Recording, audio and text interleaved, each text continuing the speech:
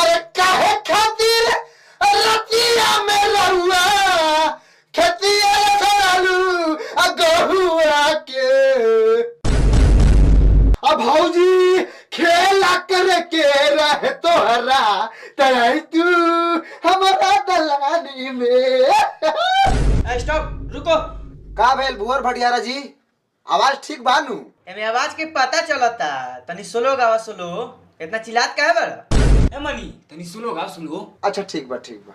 काहे खातिर रतिया में रहुआ खेतिया लसरालू गेहूं के। अब भौजी खेला करे के रहे तोहरा तो आई तू दलानी। स्टॉप स्टॉप स्टॉप, ई का गावत रे?